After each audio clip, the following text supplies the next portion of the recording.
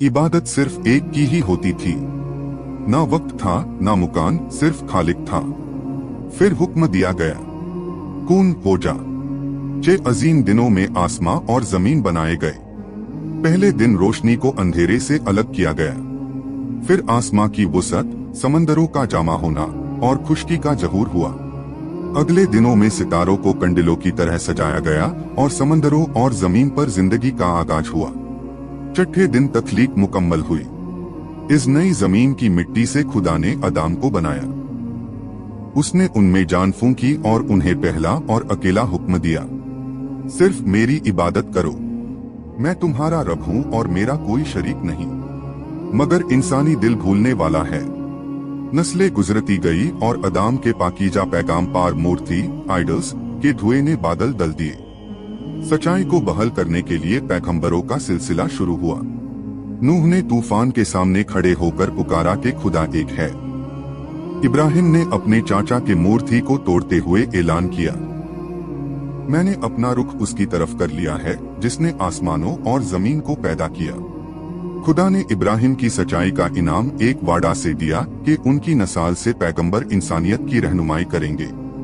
इसे मूसा का आगाज हुआ जिन्हें तौराह मिली। इसका मरकज शेमा था, सुन आए इज़राइल, हमारा रब खुदा एक ही रब है। सदियों बाद दाऊद ने सितारों के नीचे बैठकर ज़बूर गई। हर कार ने वही सच्चाई दोहराई के तमाम ताकत, बदशाहत और तारीफ सिर्फ उस कादिरी मुतलक के लिए है।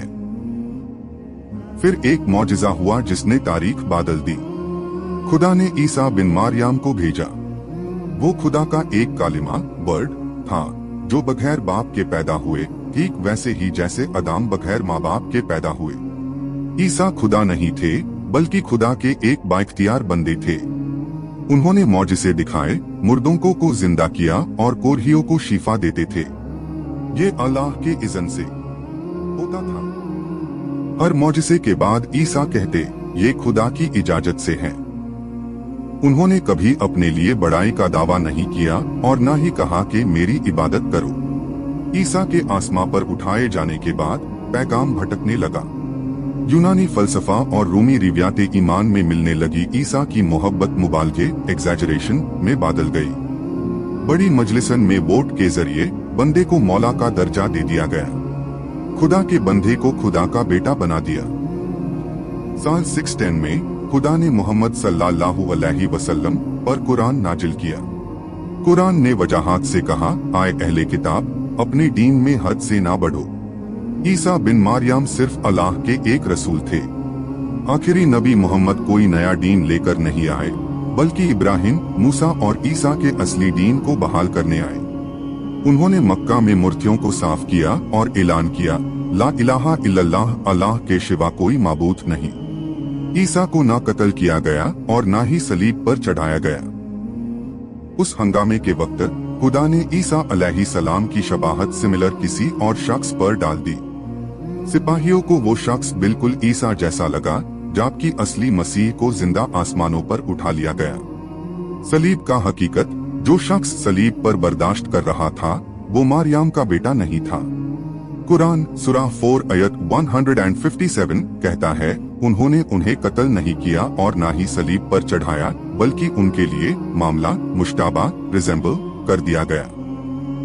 इसी गलत फहमी से ये अकीदा बना के ईसा गुनाहों के लिए मर गए, मगर सच ये है कि वो अपने रब के पास जिंदा है। उन्हें सलीब की जिल्लत से बचा लिया गया क्योंकि खुदा अपने सादिक रसूल को तन्हा नहीं। नबुव्वत की जंजीर आदम से शुरू होकर मोहम्मद सल्लल्लाहु अलैहि वसल्लम पर मुकम्मल होती है।